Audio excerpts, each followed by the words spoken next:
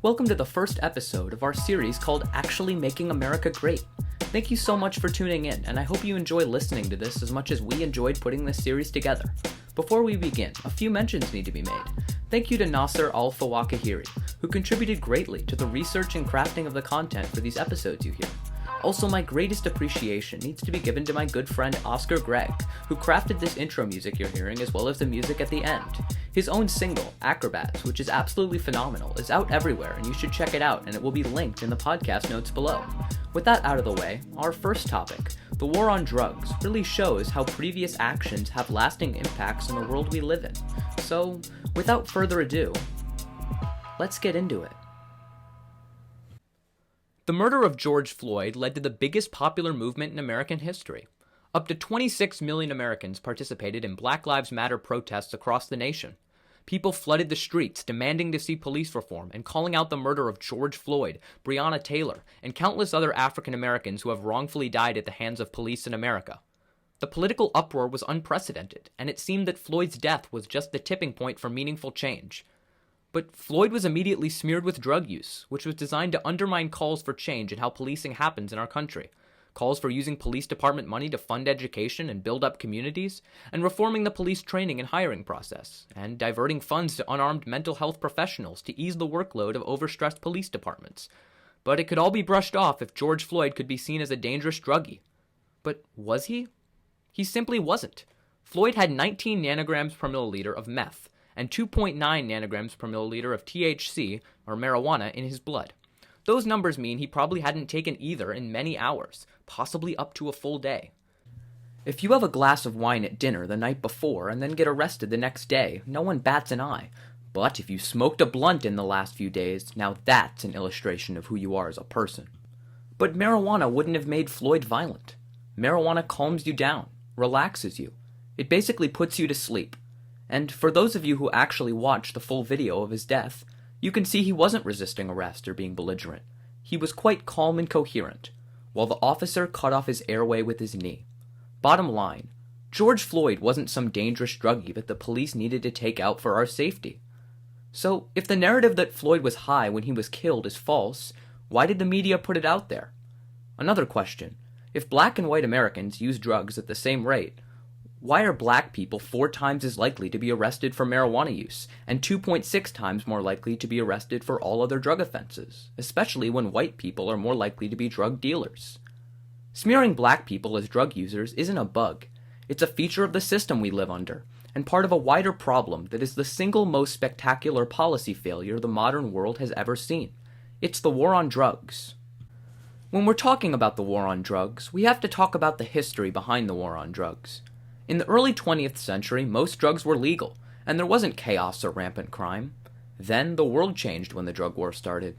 There's a really informative book about the drug war called Chasing the Scream by Johann Hari, where he not only gives the background to how the drug war started, but talks about the psychology behind managing drug use, and how other countries like Portugal have handled their country's drug use way better than we have. Spoiler, they did it by ending their drug war.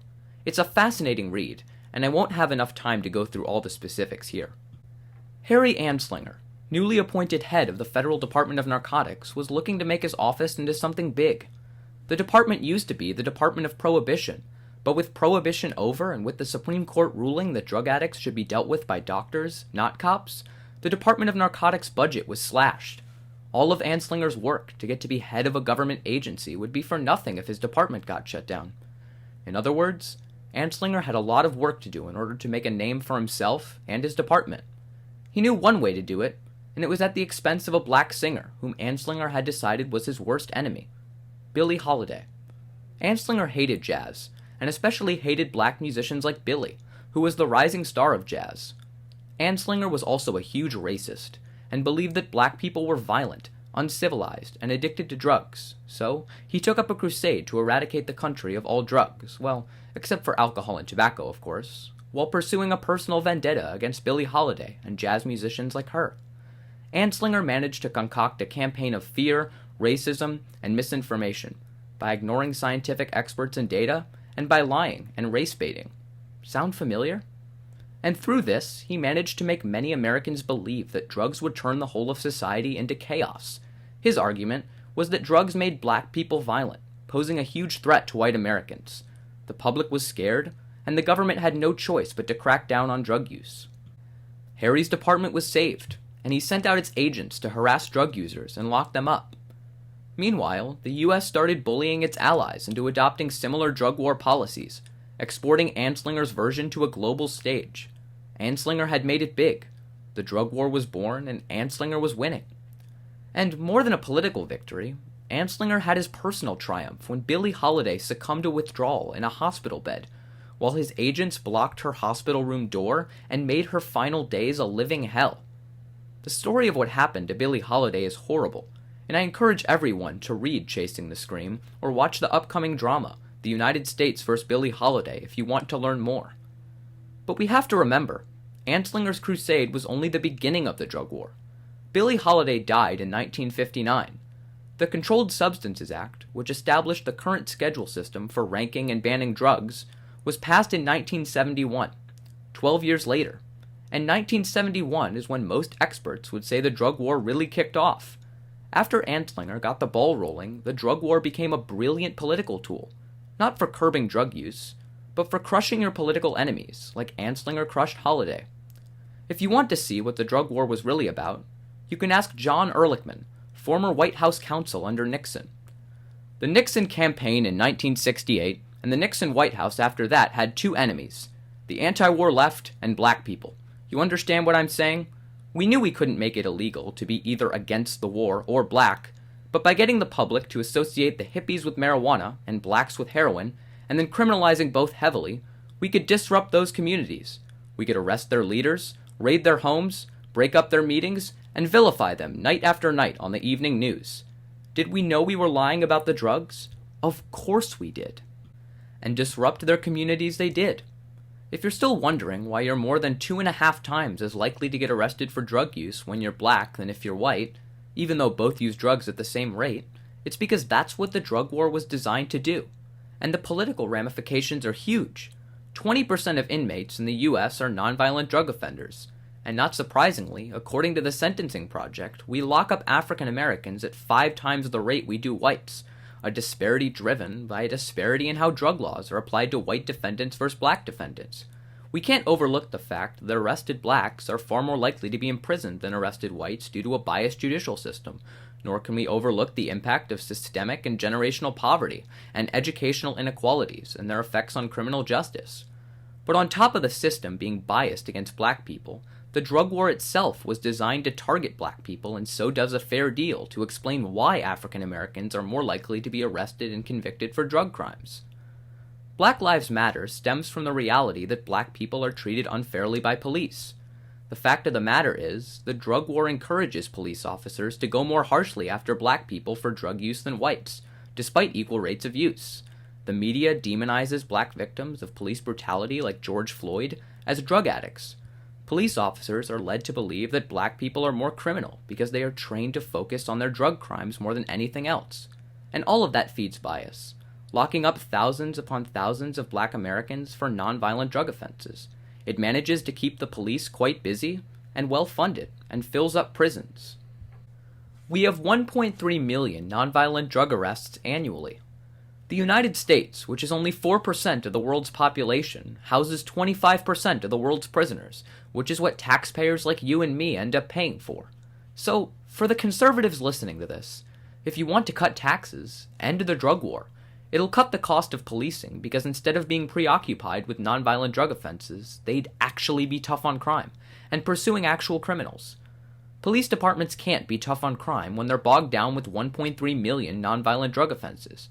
Instead of paying for massive, overcrowded jails filled with nonviolent drug offenders, we'd only pay for prisons housing actual criminals. The federal and state court system budget could also be cut, because they wouldn't be overburdened hearing nonviolent drug crime cases. In terms of reducing the size of government, ending the drug war would be a massive win for conservatives everywhere. Ending the drug war would put $18 billion back in the pockets of taxpayers annually. But more importantly, the drug war just doesn't work. If the goal was to curb drug use, it doesn't do that. If the goal was to reduce crime, it doesn't do that either, as cartels have grown because of the drug war. However, if the goal was what Ehrlichman said, To disrupt black communities, it does just that. It locks them up and keeps them in a cycle of poverty, which encourages drug use. So is our government just colossally incompetent? Since the Controlled Substances Act, the drug war has cost us $1 trillion. Did our politicians really not know how spectacularly the drug war would fail? Actually, they knew it would fail. Everyone knew it would fail. Remember Anslinger? His Department of Narcotics used to be the Department of Prohibition. Let's take a look at how Prohibition predicted the spectacular failure of the drug war. In the late 19th century, the temperance movement argued that alcohol abuse was a moral stain on society and caused violence. Their solution? Instead of treating alcoholism medically like we do now, it was to ban alcohol outright for the good of society. They won in 1920, and so started Prohibition. But to the dismay of the temperance movement, alcohol use didn't stop. People still found alcohol, and with legal brewing companies now prohibited from operating, the mafia had a monopoly on supplying the country's alcohol. And since there were no regulations on alcohol other than it's illegal, nothing stopped the mafia from selling alcohol that was dangerously poisoned with contaminants. Thousands of Americans died from bad alcohol, and the government couldn't regulate the quality of alcohol being provided like we do now because it was illegal. It's kind of like if you try to pretend alcohol consumption isn't happening because it's banned, you end up overlooking people literally dying of poisoned alcohol. On what? People are dying? I thought we made that illegal. Meanwhile, the mafia got rich. The thing about organized crime is that it's organized. That is, it's organized to be good at crime. So while the mafia was in charge of supplying the country's alcohol, the mafia got better at crime because they had more power. Instead of making society safer by removing the scourge of alcoholism, Prohibition strengthened the mafia to commit more crimes. Now wait, where have I heard this story before? People died because of bad drugs laced with toxins, and some cartel organization stirs up lots of crime.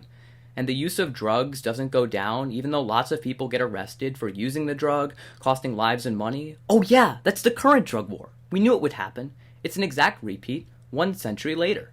So if you're worried about immigration from Latin American countries and Mexico, let me tell you, it's because the war on drugs has given cartels a lot of money because they have a monopoly on the drug supply. And so, like the mafia and Prohibition, organized crime allows them to get away with it and find ways to evade border security to slip drugs into our country. The drug war is making our country unsafe because it feeds the cartels, and the drug war gives them all this power because no one can make drugs legally in the United States. Meanwhile, the cartels also make their own countries unsafe, and civilians find their lives threatened by the cartels, and so they flee to the US. In terms of addressing illegal immigration in this country, get rid of the need felt by illegal immigrants to cross the border fearing for their lives at the hands of the cartels. End the drug war, and you take out a huge portion of the cartel's revenue and reduce the number of illegal immigrants coming across the border. Conservatives, your border wall would cost $21.6 billion and be completely ineffective. Ending the drug war would actually combat the issue and save us $18 billion. The real border wall should be ending the drug war. More importantly, if we get rid of the drug war, how do we deal with drug users? Well, let's turn to the Supreme Court on this one. It is unconstitutional under the 8th Amendment to criminalize drug addiction because it is a disease, status, or condition rather than a specific act, as ruled in Robinson v. California in 1962. That's right. Before the drug war ramped up, the Supreme Court ruled that drug addiction was a disease, one better suited to treatment by doctors, not the court system, which we know already doesn't treat it. Pew Research found that 67% of the country supports treatment for drug addiction instead of criminal prosecution, and that includes a majority of Republicans. This is a bipartisan issue. If you're in that remaining 33%, I'm talking to you. You've been lied to about drugs. Ending the drug war won't cause more overdoses or increase crime. Ending the drug war would save lives ruined by untreated drug addictions. In northern England, prescribing heroin helped people quit their drug addiction. In Portugal, after they decriminalized and started regulating drugs, drug use went down as drug users were rehabilitated into society and their reasons for using drugs went away or were treated. This could be huge for the US. If instead of criminalizing drug addiction, we treated it medically, the opioid epidemic could be fixed, saving thousands of American lives. I'm talking to you, rural America. The opioid epidemic you're facing could be relieved by ending the drug war and setting up methadone clinics. Now, no one is saying to let everyone have access to extremely dangerous drugs. Moonshine is still illegal because of how dangerous it is. The same could be done to crack cocaine.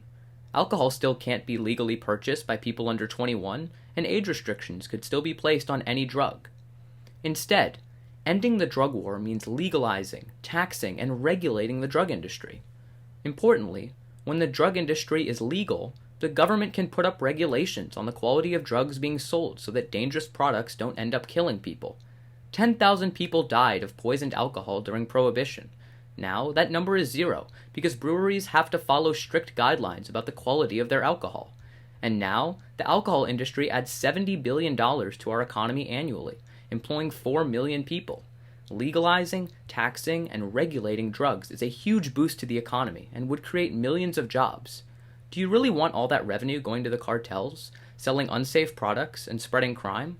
Or would you rather have it circulate through our economy and create jobs? Meanwhile, since drug users don't get locked in jail, they aren't stuck in a cycle of poverty that might force them to turn to drugs to help deal with the stress of poverty. As a result, crime goes down, communities grow, and poverty is reduced.